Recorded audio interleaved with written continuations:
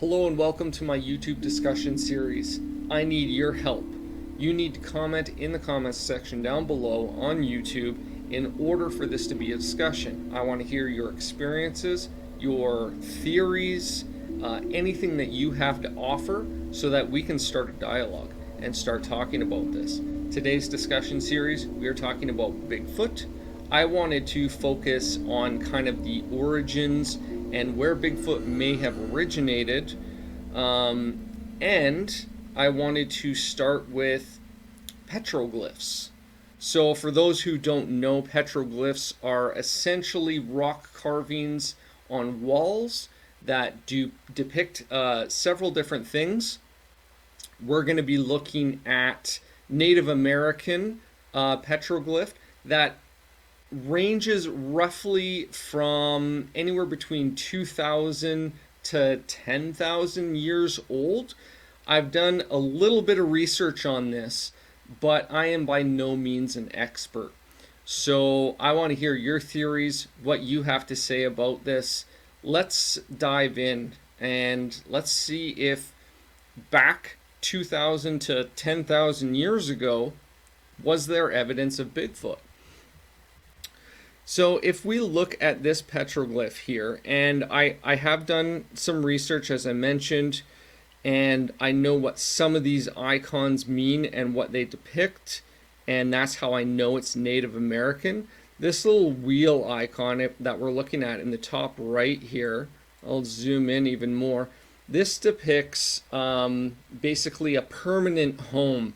So this specific petroglyph is actually a map, and that's one of the things that they really designed these for, was to have a map because they didn't use paper back then. So this depicted their home base, and then right down here you would see, hopefully this is showing up on screen, this looks like possibly some sort of hunting or a herding ground where they had animals. And then this right here, you see a man riding a horse. This could be a hunting ground type area. There's a whole bunch of squiggles down here, all sorts of lines, all sorts of animals all over the place. This is depicting where those animals are in adjacency to their home base. And some of these squiggle lines could represent things like rivers, lakes, landscapes, all sorts of stuff. But in general, the animals is kind of what I wanted to focus on here, is depicting where they've seen different things. So let's start right down here in this little section. And what I like to look at as these animals right here, this almost looks like a sheep, possibly a goat. These look more like goats to me because we can see the larger horns on the top of the head. This could be a baby goat, could be a sheep. These could also be rams, any kind of larger goat. One of the most important things about petroglyphs is there is a relevance to size. And as we can see here, what I'm depicting as a sheep or a lamb here, and then we have a goat, which is a little bit bigger than a lamb. Then if we scroll up a little bit, we have what would either be an elk, I think. This would be an elk. And maybe right down here, we see white-tailed deer, which is, again, the white-tailed deer. I'm depicting these as white-tailed deer because you can see the tail kind of sticking up right at the end right here. And maybe I'll throw in a picture right now showing you what that looks like. But I'm thinking these are white-tailed deer. This would be a large elk. And then you'll see the size difference, again, from the white-tail deer there and the goat. We've increased in size, because size is important on these petroglyphs. Increase in size again, going from whitetail to the elk, going from the elk to the horse. And if we scroll down here, we can see another horse right down here in the bottom left. So As you can see, depiction in size is important here.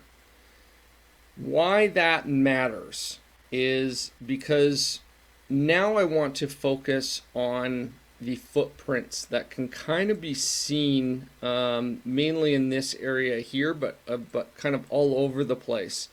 And I'm going to cut to another picture here real quickly to show you some stuff. So this is a Bluff Creek Bigfoot cast, or a reference to a cast size, a size 11 human.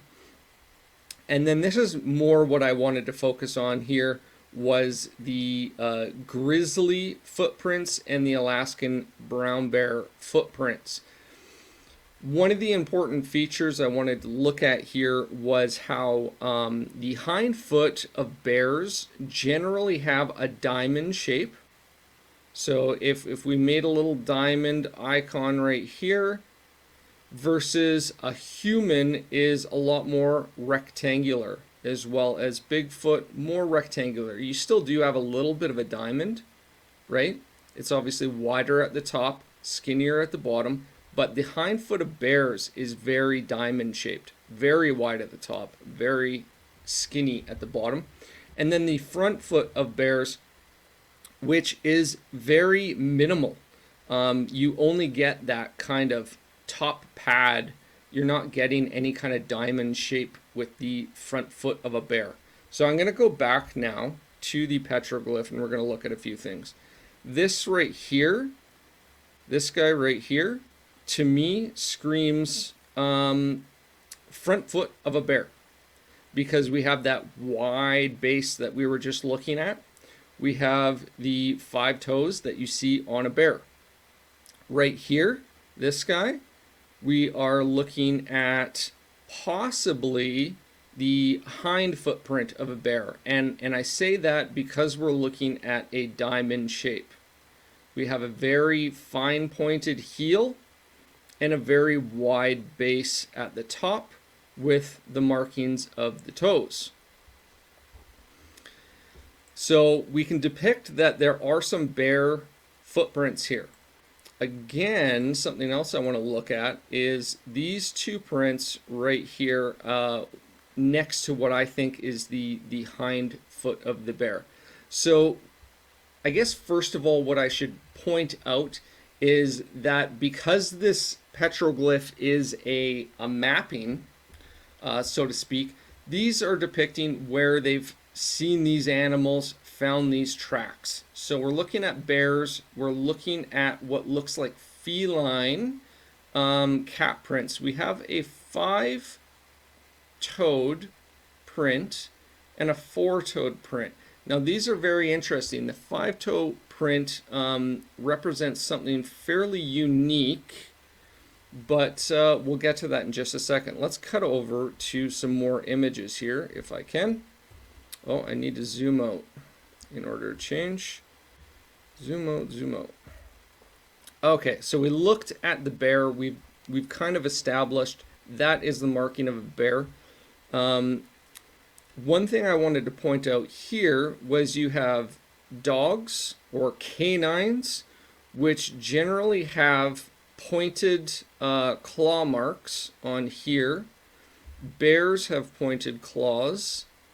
And mountain lions or felines, you never get any claw marks. Now, I don't think it really shows. They would be very small on the petroglyph if they did exist. I don't really see them here. So we can't really rule out that these aren't dogs simply because they don't have the claws in there, because we're not seeing the claws on the bear either. But that's one thing to kind of keep in mind. And that was just another depiction here. You have cougar tracks, no claws, and dogs, coyotes, any canine family, you see the claws there. So that's something to look for. It's not necessarily going to be on a petroglyph, but that's something to look for. You saw, obviously, why I was looking at this petroglyph. You saw those giant footprints. I wanted to bring up this graph quickly before I go back to the cats. And just because this right here, this gigantic foot next to a human, is a highland gorilla footprint. And you can see how it resembles Bigfoot. And I don't know much about gorillas, so I can't attest to this. But my theory is, what if this larger big toe that they see can curl in and was, let's say, right about here? It would represent, instead of sticking out further here, it kind of curled in a little bit. It would look a lot like a Bigfoot track. So that's something to keep in mind. Where is these cats? Okay, so this is something very interesting, and this is what I wanted to talk about with that one paw mark that we saw where it had five pads. This is something, and the name is escaping me right now, so I'm going to exit this because it is called polydactyl. So polydactyl, I don't know if it's an ism. Let's just call it polydactylism. Why not? Is where essentially it is an abnormality in animals, also in humans. You can actually have polydactyl humans which have multiple extra fingers, extra toes, potentially even extra hands or feet. Now right here you see a cat paw that has 6 pads, where most cats have 4. This could be why we see that footprint that has 5 pads. Because I've done a lot of research, a lot of looking into animal prints. I can't find anything that looks like a cat print that has 5 pads until I found out about polydactylism, or polydactyl. This again right here, we can see that this is actually a full-grown paw kind of emerging from this normal paw, or the primary paw, let's call it that.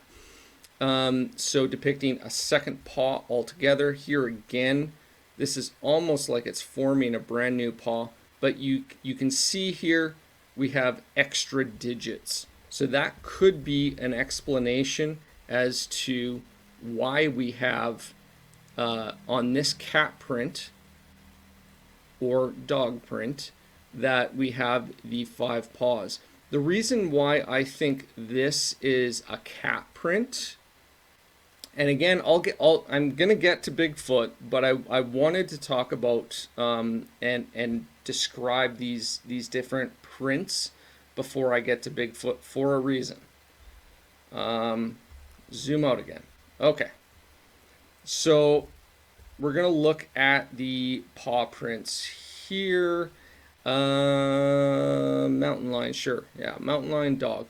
So mountain lions have a much larger print and much more square print. Okay, so we can see here that these are more square or rectangular. Dogs generally have a diamond shaped. Hind paw area is what I'm talking about here. So more of a diamond, more of a diamond. This one has a bit of a diamond, but again, it's larger, more square in shape. If we go back to these prints here, these to me look more square or just circular, large circular. This one up here, more square, again, representing cats. So why am I talking about the cat and the bear footprint? First of all, the very first thing I talked about was the relevance of size and how size on these maps matters. So we're talking about sheep, we're talking about goat, increase in size, white-tailed deer, increase in size, elk, increase in size, horse, increase in size. All right? So we have large cat paw, increase in size. We have a bear paw, and then we have giant humanoid footprints, which are larger than a bear paw. This is where I'm getting to the idea of, does Bigfoot exist? Is he represented here in a petroglyph? So there are multiple representations of these footprints, which I find very interesting. We have this one right here, which is the classic curved footprint. We have the classic square footprint right here. And this guy I found very peculiar. This guy right here, you'll notice there are 4 widespread toes. Well, what has 4 widespread toes like that? There are a couple answers. One, and I don't think I even got a picture of this to show you guys. Don't know why. I'll throw one in. It could be an ape. And we're just missing a 5th digit that would be located kind of very far off. The second theory, and I keep having to zoom out to change, is that we're looking at a skunk ape. The Bigfoot of the United States, the classic skunk ape, we have 4 digits. 1, 2, 3, 4, humanoid and large. Okay? This is a casting of the skunk ape. And we jump back, and all of a sudden we have a skunk ape-like footprint. Now, was the surface that whatever made this footprint in soft in one section, hard in another? Was there maybe a stick that one toe stepped onto, and so we're missing that extra digit? And it's just some sort of gorilla or ape of sorts? Possible. But again, we're looking at the representation of size. That cast of the skunk ape, real or not, is massive and much larger than a standard ape. If we look at these again, we got the square Bigfoot here.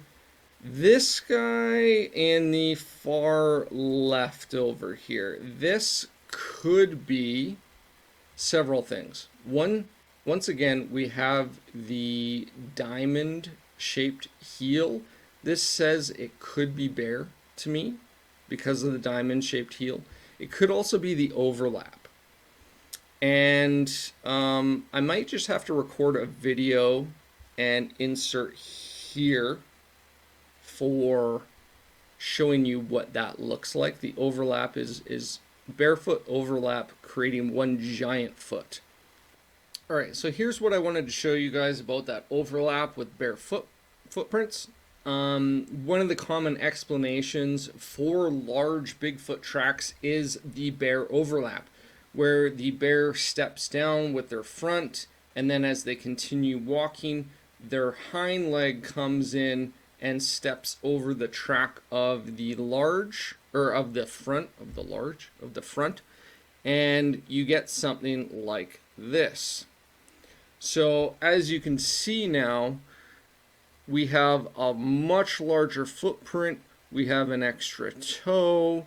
We have something similar to a Bigfoot. Now, if this bottom pad was maybe a little bit wider, or what I talked about where a toe maybe steps onto a branch or something like that, and it's not showing up properly, we might get a wider step which covers more.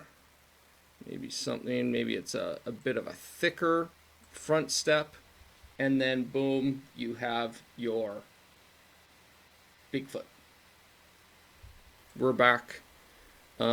More gigantic footprints up here. 5 toes. This one, the interesting one that I was just talking about down here, 6 toes. So again, are we talking about polydactyl? Are we talking about overlap? Overlap would make sense if it was a bear.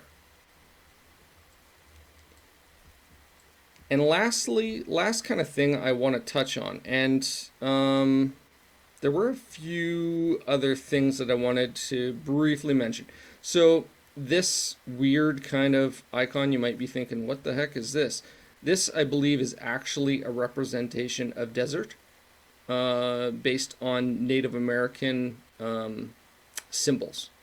This could also be desert up here, is what that's indicating. These kind of splayed out animal skins on a pole or whatever are representations generally of that. Okay, what else did I want to talk about here? These guys. Here we go. Of course. So we have these gigantic figures up at the top. Now, relative size, again, this thing compared to a horse, huge. Huge. It's twice the height of a horse. So we're looking at 11, 12 feet tall. Could it be a bear standing on its hind legs, rearing up? Possibly. Not out of the question. Again, large bear. But why do they have horns? Well, Native American culture puts horns onto anything that is extremely powerful, strong, dangerous. That is what horns represent when depicting them on humanoids, humanoid type things, or things that wouldn't normally have horns, such as a bear. So is that the representation that we're seeing here? Is a powerful bear? Well then, why didn't they just draw powerful bears down here when they were doing footprints? Don't know. But then again, we have the giant Bigfoot footprints up here. Why didn't they instead just draw these giant figures? Who knows? I would like to hear your thoughts. But this could be a representation of Bigfoot. We have giant humanoid feet. Why would they be drawing these feet for things that they've seen or tracked? They wouldn't be mapping out where they are unless maybe the humanoid feet represent other villages, other tribes.